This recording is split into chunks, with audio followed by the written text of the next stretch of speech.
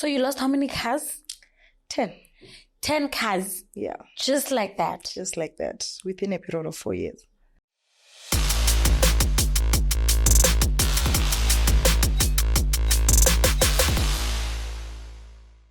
Thokozani, good people, welcome again on the Venting Podcast, the one and only podcast that has Gogo Skhotheni, the DJ, the Sangoma, Gogo Matsuke, Bona, Silana. Thank you guys for being faithful to the podcast and keep on subscribing. Tell your father to tell your mother and their father to tell their girlfriend and your father's girlfriend to tell their boyfriend. Go hi beseke, subscribe on this channel. Thank you very much, guys, for being faithful and being supportive. Today, I've got the one and only lady. I don't want to introduce her, right? I don't want to say what she does for a living or what she did or what she's doing or what she's about to do. Her name is Mokgadi Ramayetsi. Yes, ma'am. Darling. Yes. I was like, bro, what's a lot? She bought me flowers, guys. Like, yes, I'm a guest. Also, you become so embarrassed. You're like, oh my God, I don't even have anything for her. She bought me flowers. Thank you. You're welcome. Thank you. And they're green and white. Yeah. My favorite. How did you know I like that? I guess maybe it's the spirit that led me. That led you. Yeah. It led you to the right direction. Yeah. I love them. All right. Please tell us, who's Mokgadi Ramayetsi? Mokgadi Ramayetsi. Okay. Hi, everyone. Hi to the viewers of the podcast. Thank you. My name is Mokgadi Ramayetsi. I'm coming all the way from Limpopo. It's just a village outside Polokwane. Mm-hmm. And then I came to Johannesburg in 2007 to further my studies. So currently, I'm a driving school owner. I own a security company. Wow. And a security school. So I usually call myself a jack of all trades. Yes, darling. Master of them all. Welcome. Welcome. I like that. Now, Naliana. Guys. So, growing up in the streets of Polokwane outside, you said it's not far from Polokwane. Yes. What were your ambitions? What did you want to do, Wena, as Mokgadi? Growing up, I actually wanted to be a lawyer. But we had 3 high schools that were within our vicinity. The one was only doing commerce, the one was doing science, and the other one was doing historical studies. So the one that I wanted to go to was a bit far. You would need to cross a river to go to that school. Yes, and then history was one of the requirements for law. So I was like, you know what, let me not go there. Let me do commerce. Commerce was not my first choice. My first choice was to be a lawyer. But my brother said, you are not going to cross any river. Yeah. No, I'm not going to allow you to do that. You are going to do commerce and then you will see afterwards. There are studies that you can do after doing your commerce. So I went to a high school close by, which was a walking distance, like 5 minutes walk to get to the high school. Then I did my commerce. Then while I was there, that's when I started to know more about accounting. What I needed, I knew about auditing and all those things. And then I changed from wanting to be a lawyer to wanting to be a CA. All right. My dream was to be a CA. Chartered accountant. Yes. All right. Yeah. So you fell in love with that because of what you got? Yes. Okay. Yes. Okay. I fell in love with accounting because I was very good in high school. I was very good. I was an A student. So I knew that even with my marks from high school, they will get me anywhere. They will get me anywhere I want to go in life. So that's why I wanted to become a chartered accountant. When did you now, after all that studying and everything, right? When did you move to Johannesburg? I moved to Johannesburg in 2007. After I matriculated in 2006. So 2007, I had applied at different institutions and I was accepted at the University of Johannesburg, the Kingsway campus. Okay. So to study BCom accounting. Nice. Yeah. So I came here to go and study BCom accounting.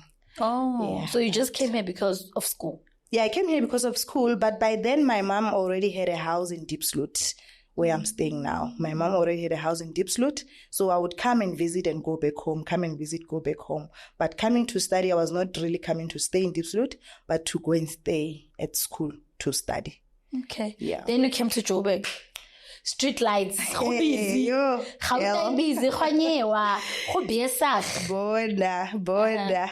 And you know, when you get to Joburg, you coming from the rural areas, you come into this big city, man. You come into a lot of things. You actually now discovering yourself. And then life happened. I fell pregnant in my first year. Yeah, and then I tried to stay in school. Dropped out. I did part-time, but eventually, after 7 long years of trying, I did graduate and become accounting degree. Nice. Yeah. Nice. Now that's a nice one. Yeah. Congrats. Thank That's you. a nice one. Thank Then you you. ventured into business right after. Yes. What businesses did you start? Right afterwards, I was doing a lot of things. I started working for a bank. As I was working for a bank, I then moved. I worked for another consulting company as a PA. And from there, I worked for a retail shop. That's where I was starting to earn a little bit something. And then I would do small businesses like selling of your heads, your socks. I'd come to Joburg because I'd been to Joburg since I was staying around town while I was at UJ. So I was familiar with Joburg. So coming to Joburg to buy stock and selling was not a problem for me. So I would sell a lot of things. My first big business that I started was when I was venturing into the taxi industry. I win. Yeah. So Yeah, you're fearless. A woman in the taxi industry. Yes, I did go into that industry. Obviously, I'll let you know about it. I don't want to go back. I don't want to go back to it. But step by step, 2012, I was working for this retail store. There's someone that was fixing my car. I had just a small anyana car. You know, second-hand cars, you constantly have to fix them. So this guy that was fixing my car told me that there's someone that is selling a Toyota Venture. And that car is working already. If you buy it, you will make at least a minimum of 400 per day. Okay. Like, oh, okay, that's good money. Then I went and took a loan, and then I bought that Toyota Venture. Okay. That's where I started falling in love with the business, seeing that 400 coming by. Then it was a lot of money, 400 on a daily basis. So I started there in the taxi industry. Okay, so your first transportation in the industry was the venture you got. Yes. And then how did you grow from that? What made you grow? How did you now say, this I love? Obviously, any business that gives you money, you fall in love with it. Yes, that's true. And then you start wanting to understand the ins and outs of it. Yeah. So what made you say, Yabo Manje, I want to stick to this business? Yeah, as I said, that I fell in love with the daily checking. Baby checking again. Hey. Yeah, I fell in love with the checking. And then... This is back home. No, I'm here. Oh, you're here? Yeah, I'm here. Okay. It's 2012 now. Okay. I'm staying in Deep Slot. Oh, yes. So there's this money that's coming on a daily basis. But this car is giving me problems. It's breakdowns after breakdowns. You know, ventures. I think maybe it was a 1993 or something, but it was an old car. So with all those lots of breakdowns, I was like, you know what? Let me, because I've got a pay slip and they are paying well, let me try and buy a Toyota Avanza. So I went to Toyota, I applied for finance, and I got approved for a Toyota Avanza. Then I came back. That was then my second car. But now I had to get rid of the venture because it was not doing any business anymore because of the breakdowns. You have to fix. Also, Roseville, you have to take that money back. We fix one. So I started with the Toyota Avanza. It's a school transport. Kenya lining Leon. Yabale checking, and then yabale the monthly income that comes because it was for school transport. Then that was 2014 when I started. 2015, I was like, this car, I'm paying it well and I'm still getting paid. Let me try and see if I can get the second car. I went back and then I got the second car. I win. Now nice. I have... Second car isn't like the Avanza. Yes. Another Avanza I have another Avanza now. So time went by. I'm like, okay, because these cars are working and they're making money. They're still new. I don't have a lot of breakdowns. Let me now get myself a personal car. Went to Toyota again. I was like a familiar face in that place. I went to the same consultant and I'm like, I'm looking for a car. It's like, okay, get something cheaper. Then I got an Etios. I drove that car, didn't even finish a year. I was like, hey, this car is not making any money for me. Instead, I'm taking it to work, park it there undercover. After work, I'm taking it back home. So there's no use. I'm taking it back. I traded it back again, and I got another Avanza. So fast forward, I got a contract. There was a private clinic in Diepsloot where they were transporting their patients. So for free, but they pay you as a transport provider. Then I got a contract with them. They needed 3 cars at that time. And I already had 3, but they were already working. So instead of utilizing those, I said, no, man, let me buy 3 cars. I went, no. Yeah. Then I bought 3 cars. Now I have 6 Avanzas. 3 is for the 3 is for the private clinic. 3 is for the ones, yes. Yes. Then I'm like, okay, no, man. It's about time I buy another car for myself. But there's still that mentality that whatever car that I buy must make money for me, even if I can use it over the weekends. It must still make money for me. I went and bought a Nissan Hardbody. Oh, yes. The idea was to put it under courier. Obviously, they work Monday to Friday, and then weekends I will use it. Then smart move. Yes, I made that move. I got the bikey. When I got the bikey, I did indeed get a contract. It went on and worked. So the guy that was using the car said, but it's not fair that I only have the car during the week. Weekend, I don't have it. I'm like, okay, keep the car. I'll get myself a car. Now Miguel thinks she's got money because there's 7 cars. Yes. All under credit. You are paying them. Yes, they are making money, but you're paying them. I'm like, let me get myself a car. A nice car for that matter. I went and got a Mercedes-Benz. Yes, girl. I remember it was even personalized. Mokgadi. Yes. 07. Bona. Bona. I took that car also on credit. Now I have 8 cars. On credit. All right. I kept on with my cars working and all that. The following year, I remember my then partner said, when you are driving a Mercedes-Benz, after a certain kilometers, it's going to give you problems. So you need to at least trade it in and get something else. Like, no, but I'm not in the mood of changing a car. This car is fine. I can even afford it. Right now, I know my budget and I know my financial status. So there's no way I'm changing this car. The influence is influence. He influenced me and said, no, you need to get another car or trade in this one. I was like, okay, which car now? It was like, you can get a Golf 7. Like, I'm not a fan of golf. I don't like it. I remember when they were coming in, there were incidents, and I know that there's someone popular that they hijacked and killed because of a golf. It's like, you know what? I don't want to get myself into that status. It's like, you know what? They can kill you at any time. They can kill you even in your Mercedes. Hey. So you cannot put that as a reason, which then made me go to the dealership with him. When we got there, I remember telling them that my car that I want is actually a Range Rover, not a Golf 7. But him and the sales consultant managed to convince me that Golf is a good car. But the disadvantage was that because the Mercedes is still under credit, obviously when they value it, it has depreciated. It's going to have a shortfall. They take that shortfall and add it to the Golf. Okay. If the Golf is 300 and the shortfall is 170, that means you're going to pay the Golf is going to be 470. Yes.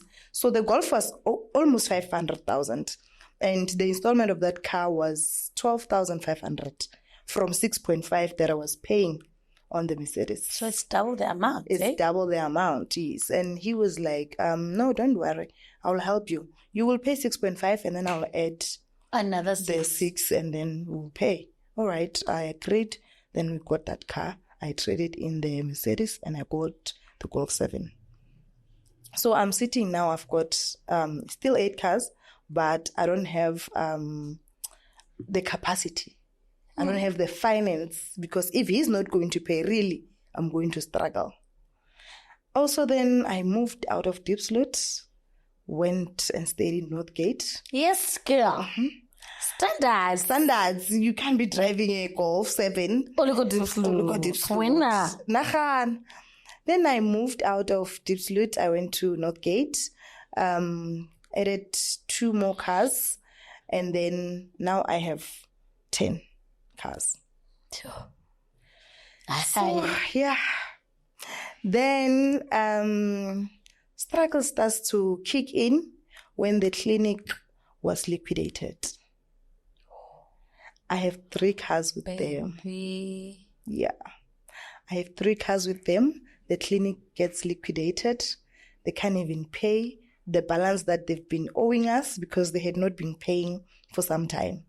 And we had been putting petrol, paying the drivers, and everything. So work was carrying on. Yes, work was carrying on. And now plan B is to take those cars, Udikenyo lining, in Neditex.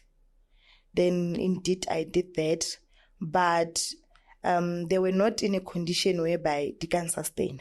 Okay. I knew that this is just a plan B, but I'm ready for anything now, because there's nothing I can do. I'm trying to go back to the dealership to say I need to downgrade from the Golf 7 and get a smaller car. And they're like, we don't mind doing that, but your Golf 7 now is still 370 credit. We are going to take that 370 and add it to whatever car that Jehovah, so no matter what, you pay. So you must just, if you surrender the cars, surrender them, but you must then know that you are going to be paying whatever that is left after we have auctioned the cars. Sure. So yes, I then managed to pay off 2 of them, but the rest, I just called the bank and say, can you please come and get your cars? Out of the cars that you had? Yeah. Was like a 2? Only 2. Okay. Only 2, which I could not even use, because the one that I sold first, I had gotten a job somewhere and I needed capital.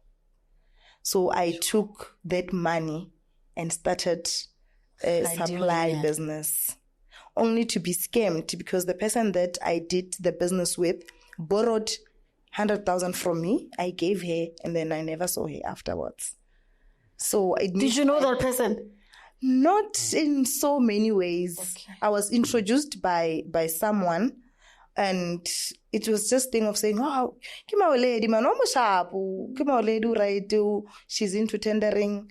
I don't think she can do that. Yeah, I don't think she can do that. So I just trusted that.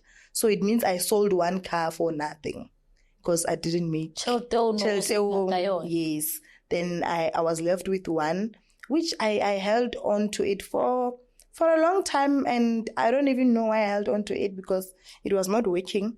It was just that thing of saying DD still there. Yeah. I used to call it DD because the registration was DD. So DD was still there. So I held on to it until eventually I was like, let me also get rid of this car. And I sold it close to nothing. So all this happened within a short period of time, because when I started to struggle was around 2019, just before COVID in 2020. So the massive hit, I felt it during COVID. So during COVID, that's when I was like, you know what, I'm done.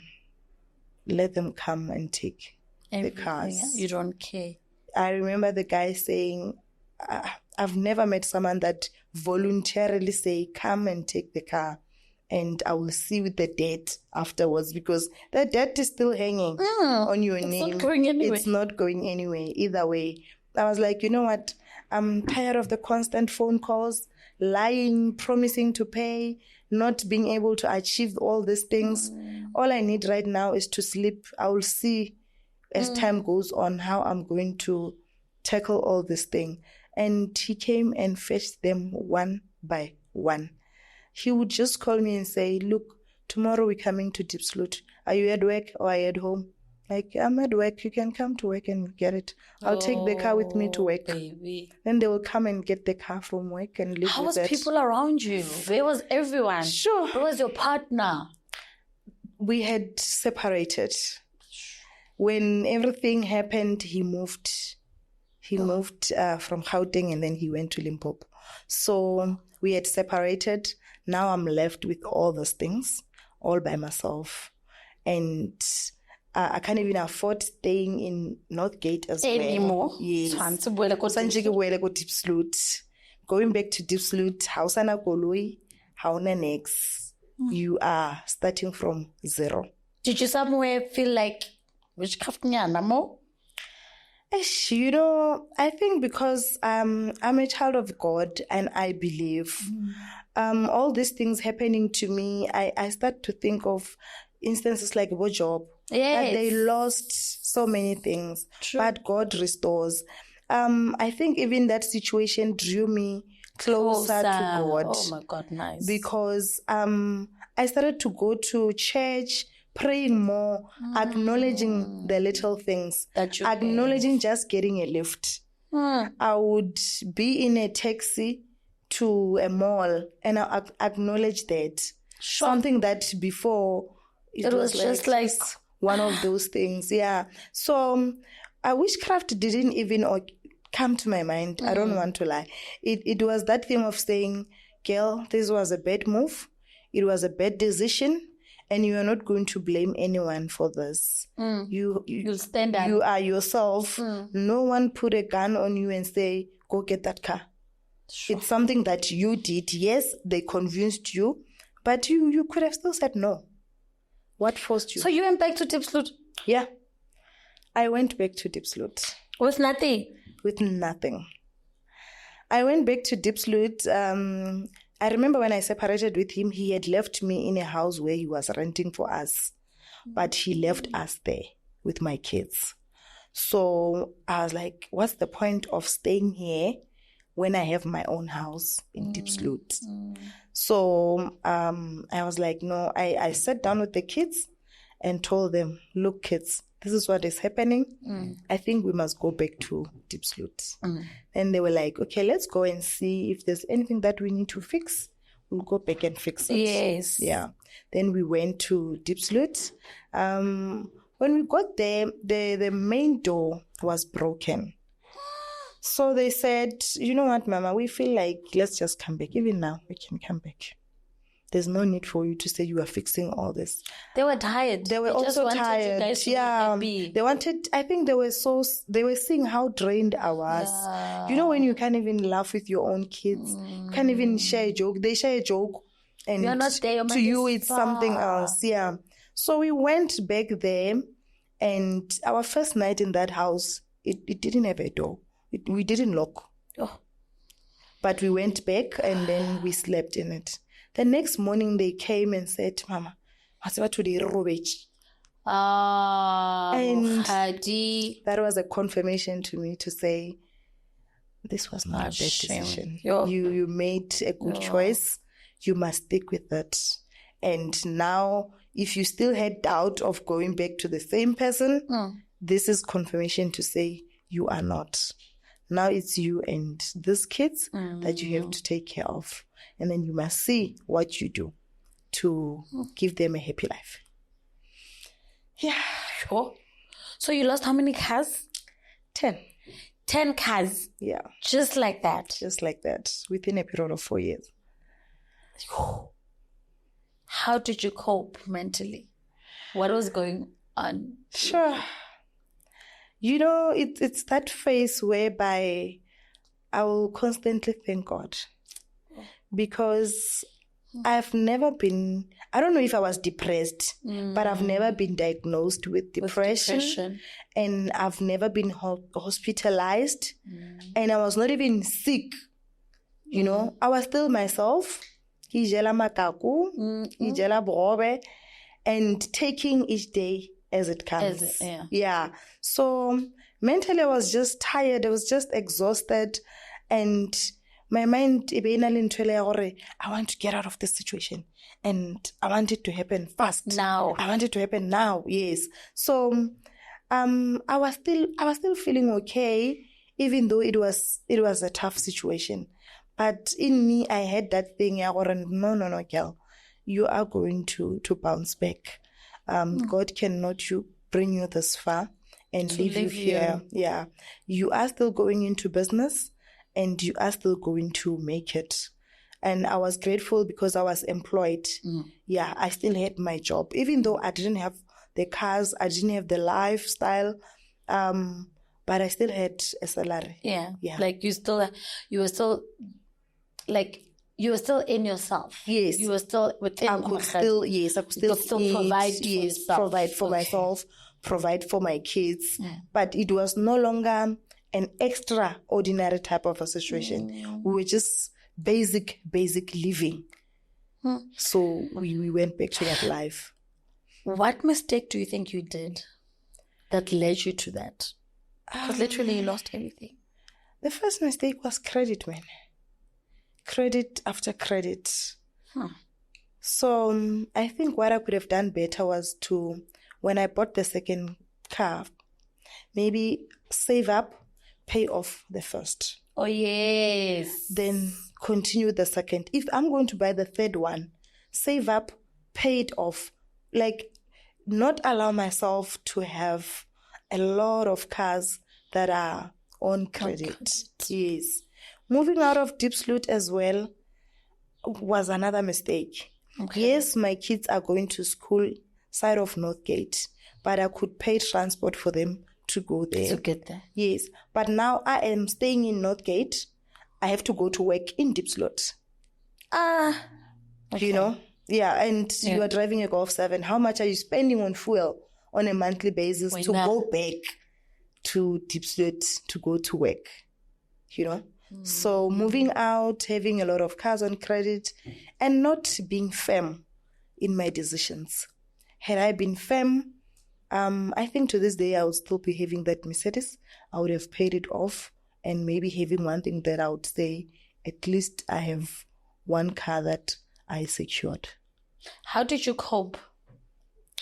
Because you did say you depression was far away from you, but as a human being, it's stressful because you had hopes. That's why you had those things. Yeah, you had plans. You understand? How did you cope? Someone there is watching and they're like, stress is so. Mokgadi, I'm in it now, or I am about to make those decisions. What is your coping mechanism? First of all, I would say looking at my kids. Oh, yes. And wanting to make them proud. Yeah, I wanted to make them proud. And I also wanted to regain that young girl who was very much enthusiastic, you know. This young girl was very much passionate and she knew what she wanted. Somewhere down the line, that young girl disappeared. I wanted to revive that girl. And I also wanted to make myself proud and say, in as much as I don't have this and this and this, I can see the journey. This is where I'm going and this is what I'm accomplishing. But not just for myself, for the generations to come and to show others that you can also do it. Yes. If I did it, you can also do it. Yeah. So, did you get any support structure from people around you, from your family during those tough times? Did they even notice, or you didn't want to involve anyone into your life, into your space at that time? I had a friend. I've got a friend that is very supportive. I've got my niece that is very supportive. Unfortunately, I lost my mom and dad. So I didn't have any adult support to give me that support in me. And also my pastor, I told him this is what I'm going through and I'm surrendering all of these things. I am going to start from scratch. So with my friend and my niece, they were so supportive.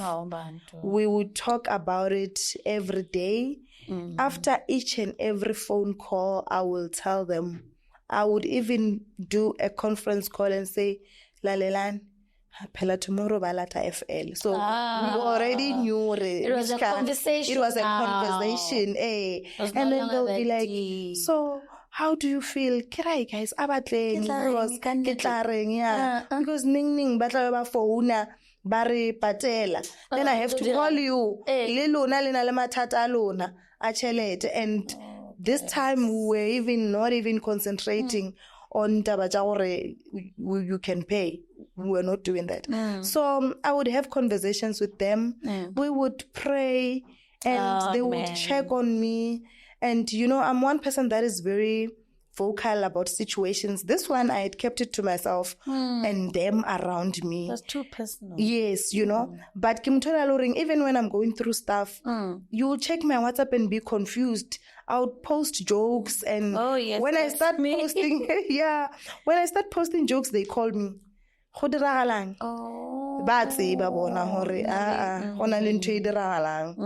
I'll be like, okay guys, I've decided now we're going back home. And on the day we're moving, are you all right? Can we help with anything? So you went back home? Okay. Yeah, I went back home. Okay. So they were so supportive. Oh, I'm glad. Yeah. Support system is very, very important. It's very crucial. It's something that when you go through a certain situation, you get to have from you. So you get such people in your life, it becomes much easier. So when you're introducing yourself, we told jack of all trades, meaning you haven't stopped. How did you bounce back? Sure, yeah. So now we are hit by COVID, and you start to remember what kana I used to. You know? So so going back home but because really the essential workers, we are still supposed to be at work. I would wake up, go to work, kinamele venture or kinamele avanza.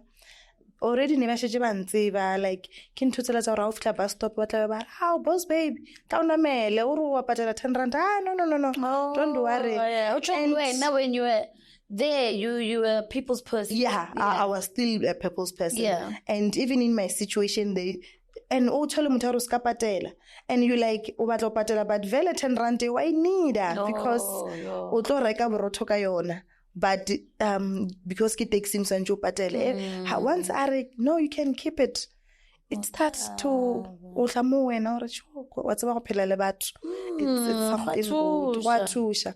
So I started to think, I don't have the money, I don't have any car, I don't have anything. What is it that I can do to a business that I can do? To bring in extra income. Yes. And then I looked around and I invited God to say, I want to start another business. This time, I don't want to just go into a business because someone is saying, don't you want to buy it? And then you buy it. No, I want to start a business that can sustain me. And then it came to me, look at Diepsloot. There are driving schools around, but not so many female-owned driving schools. When I did my research, there was not even a lady that came through that research driving school. So in my mind, I was the only lady that is going to start a driving school in Diepsloot. But I learned as time went that there was another one. So I want to start a driving school. I did my research. How does it start? Babereka jwang, bathola jwang di clients. What is it that they are not doing that I can do? You can do. Yes. What is it that I can introduce to the market and gain more clients? And I went to them, guys that were already in the industry. They were willing to give me that information. And what I liked is that I went to them with information already on hand. This is what I've researched. And so they met you halfway. Yes. And that's what I always say to people. When you come to me and say you need advice, come with something. You can't say, I want to do this. what have you done? Exactly. What research have you done? So I went to them and asked them. They gave me the green light and say, it's a good business. You can start it. And I'm like, I don't have a car at the moment. Can you borrow me as and when I get tests? I rent from you. Then they were like, no problem. So what you can do is that because you don't have an office, you can have online classes. Oh. So with our learners, I was doing online classes. I did get the support. And you can use your phone. We must TikTok, Facebook. We don't think you can do business with your phone. So when I started this business, I only had a phone and data. I started. No cars. I was still a Johnny Walker. And when there's someone that's supposed to go and ride, I will get someone, because I was employed full time. I would get someone to go in a taxi with them. And I had understanding clients.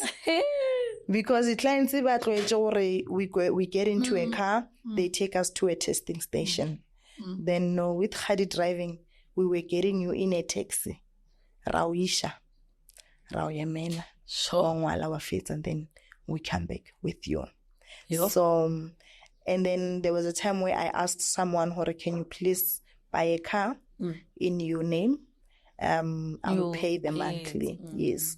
But then we didn't agree quite well. After 2 months of having the car, he took back the car, and I had already branded the car at the back to say we are a driving school.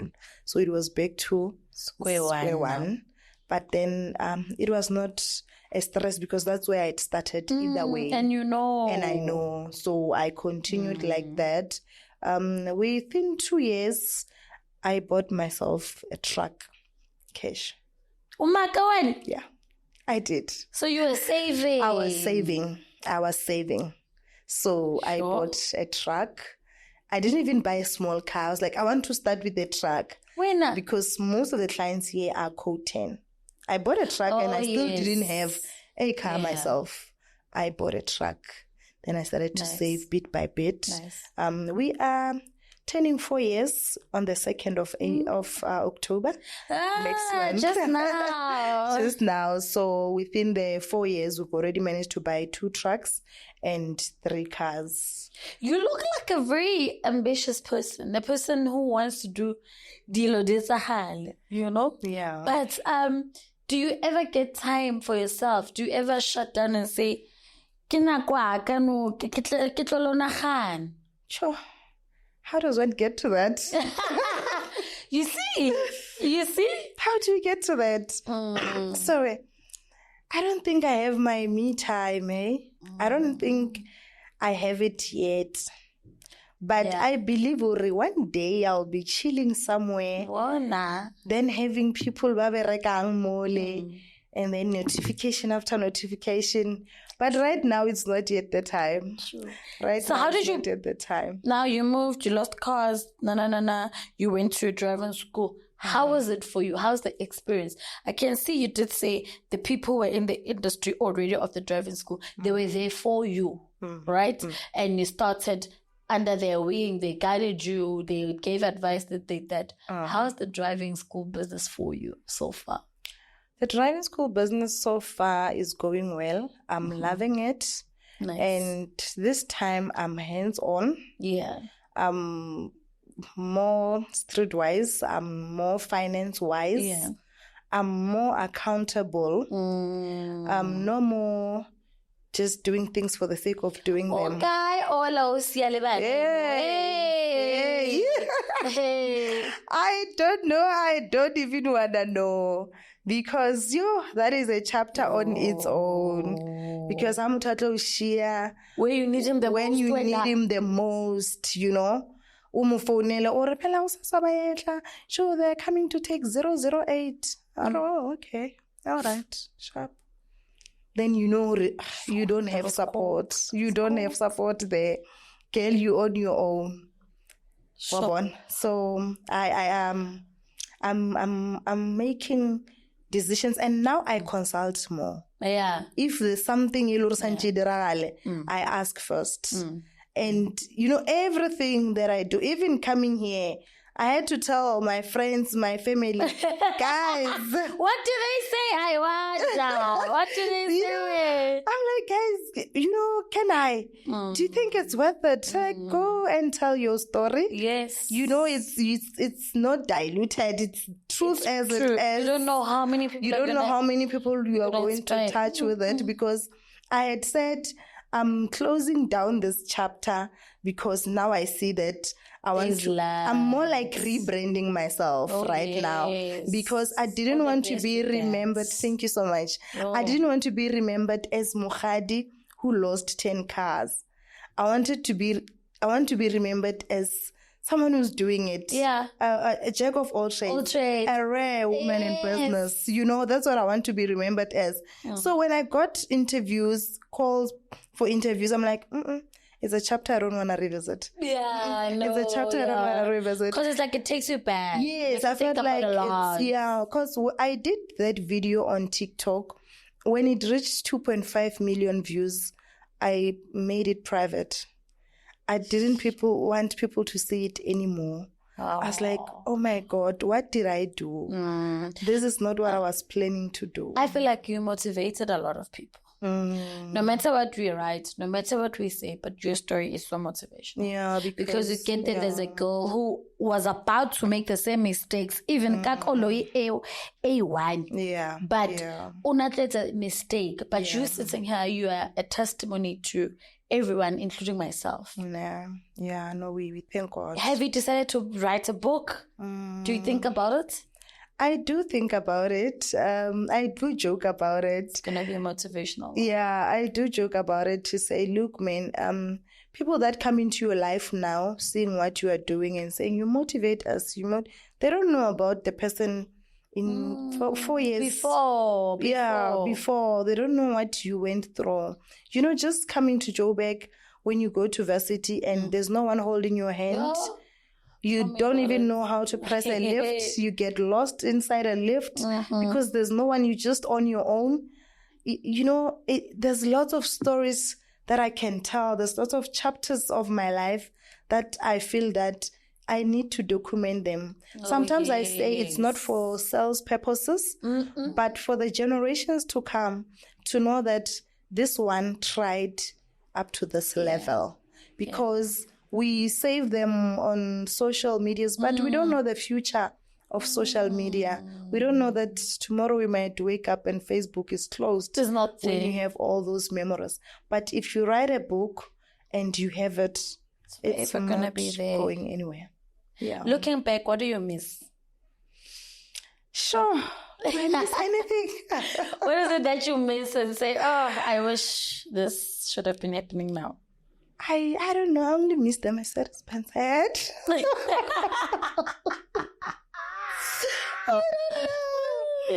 don't think there's anything I miss. I don't think there's anything I miss because, sorry, rebuilding myself now, it's making me more aware of life and I'm gaining more confidence in myself and I'm enjoying the journey. I mean, now I've got 2 schools.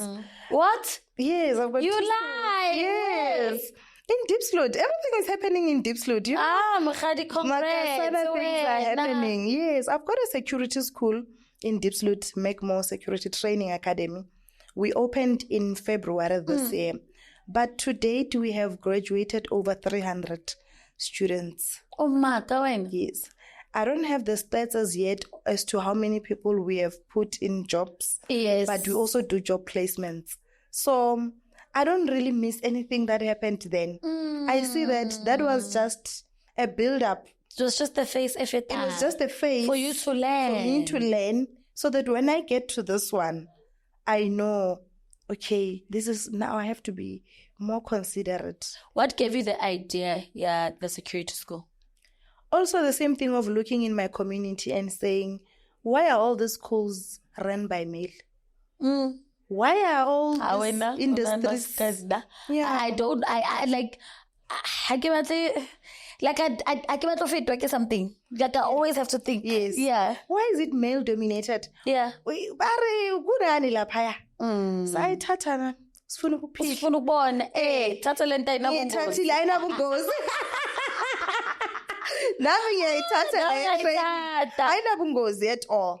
So I also did the same research and they showed me, okay, this is what we do, this is what you do. Because I've got a security company that deals with VIP protection, your events, crowd control, but it's hard to get into the market. It's hard to get the clients. To just get that one house that you're going to guard, it's very hard. But now you need something that will sustain this business because PCRA, they want you to pay each and every year. There's an amount that you pay. Whether you are working or you're not working, there's a fee. So, but then for me to pay that fee while I'm not working, let me do something. Then the idea of a school came. So they come, they study, and you try to get them jobs there. Yeah. So what do you guard? Do you also guard houses, events? Events, VIP, your escorts. But getting into that market, we haven't been so lucky or so fortunate to get into those spaces. It's something we're still working on. But in the meantime, while we are still working on getting into those spaces, we've got the school. Also with our school, what is it that we can do differently that people are not doing in this area? We do graduations. They graduate. You'll find people mocking us, laughing at us, saying, Majingilani graduating. We do graduation. They wear gowns. They put their makeup on. Because some of these people, they've never graduated in life. The only certificate they have is a birth certificate. They don't even have matric. So if we are not going to honor this industry, who is going to honor it? Who will? So, but when you go to all these high places, even the parliament itself is guarded by security guards. But who honors them? So we are giving them that opportunity to say, come, study with us. After your studies, you graduate. That's nice. That's nice. Thank you. No, I personally feel like as women, we box ourselves and we limit ourselves. And looking at your story, I think most women, they would have fallen into depression. Mokgadi. Depression, when they shouldn't fall into depression. Do you do motivations though? Not yet. I've done 2, but only because I'm invited at church. And then when you get to church, they're like, oh, Sis Mokgadi is here. Okay. Can you please come and share your story? Oh. Yeah, then you share your story in that way. Recently, someone was saying, you should also do motivations on single parenting. Because now, when you see me and my kids, we are the same height. I've made sure that they don't suffer to that extent. Yes, we've had our problems, we've had our challenges, but they are my siblings now. So someone is saying, you should also do motivation. Single parenting, you show those ladies that you can raise your kids alone. And they will grow. And they can become great. Even greater than someone that has got both parents, you know. So I'll do it as and when the invitations comes. I will do those motivations. Yeah, I think everything, it depends of time. Yeah. But how are your kids now? For sure they look back, hey, mama, they do. And they remember everything. That's how kids are. Sure, they remember everything. Some things we forget. I'm like, sometimes you like,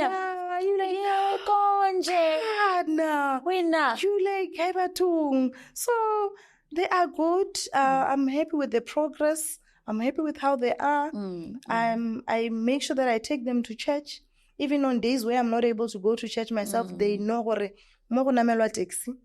go to church. You know, so far I'm happy with their upbringing, and I can only pray and hope yes, so that they can become better as well. No, thank you. I feel like your story is gonna do so much positive impact to the viewers of the Venting podcast, to the viewers at home, to me, to myself. There's also so much that I've learned from what you are saying. And your story is so motivating. As Mokgadi, don't stop. Don't stop sharing it. Your life is a testimony for a reason. God gave you whatever that He gave you because He knew you were going to overcome. It was not for someone else but yourself. Yeah. It was meant for me. So He knew this weight. It's situations like this that we look back and say, it's true when they say, how femoralo o go dimahao. Yeah. He gives you what you know you will overpower. Yes. That's true. Yeah. So did you have people mocking you at that present moment when you were? Sure, a lot, you know. And I'm one person who ratang the healing. So I would leave home, capture the healing kilo na mela takes. Then what about how? Look at takes. O safara the healing. Yeah. And, you know, they will say a lot of things. And, you know, my face, it's just that now I've got a bit of foundation. If you see my face back then, I think that was the depression that I had because I was so dark. I had acne. It was so much. Stress. And people say, oh, you know, all those things. I remember when I had the car that I have now, Kilo Fitela sound, because I love sound. There was a guy there at the street corner, and he's into the taxi industry. Manas, no way, Lawena. You know, I was like, how many other people said that behind me? And I was like, dude, why you go around? Never said say puruka tsoga wena. Could like ka swava. Mara ka ba happy. Because and at that time, I guess not that much. It was just a car. You know, but such a fitele sound because it's like, oh my God. It means there's many of them that had said that behind my back. Then yena akushorero nesebit. Yes. Net for riding. Yeah. Yes. Net for saying that. Flames. Net for saying that. And now how about the bona? By Giga, get how about the bon? But we tatile. Yes. By the hard work. The hard work that you are putting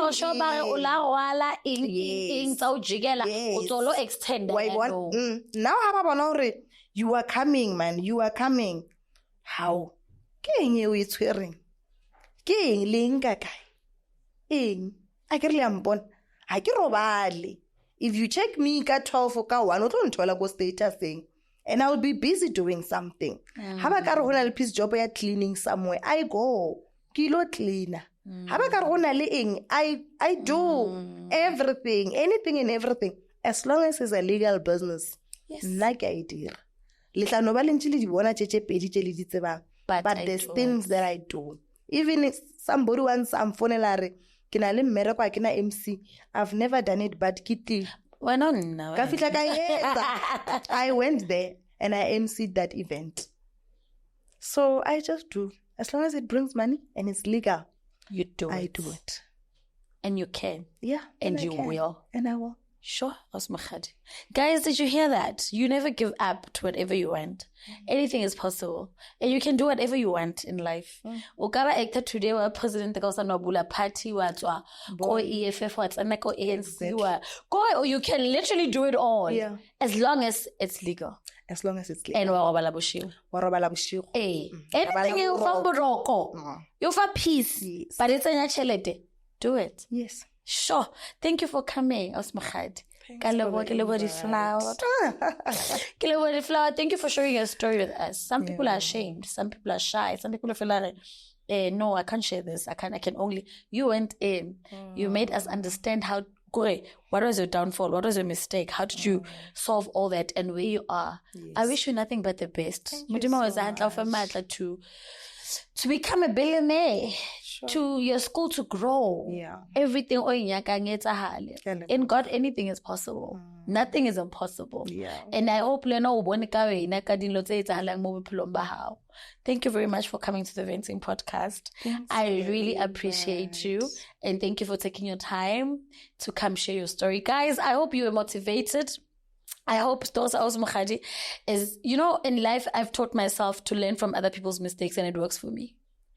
I don't want to make a mistake. Just go some Mokgadi, o share story sa hae, and I want to make the same mistake. I want to learn from her. Whatever mistake I do, may it not be something that I saw from someone. So I always learn from other people's mistakes. Thank you very much for coming out, Mokgadi. Guys, thank you very much for watching. Don't forget to subscribe. There's so much more that we need to learn when it comes to being in business, when it comes to be entrepreneurs, when it comes to being a woman in the business. You know, when she mentioned the taxi industry, I was like, yeah, a woman in the taxi industry. Yeah. She's brave. She's fearless, and she's a go-getter, and I love that about her. Thank you very much, guys, for watching. Thank you very much, Mokgadi, for coming. Don't forget to subscribe. Tell your granny to tell their boyfriend to subscribe, and tell your grandfather's boyfriend. Subscribe. This is Gogo Skhotheni, the one and only. Welcome, and thank you very much for tuning in. Thank you for being with me. Gogo, Mama 2K. Peace.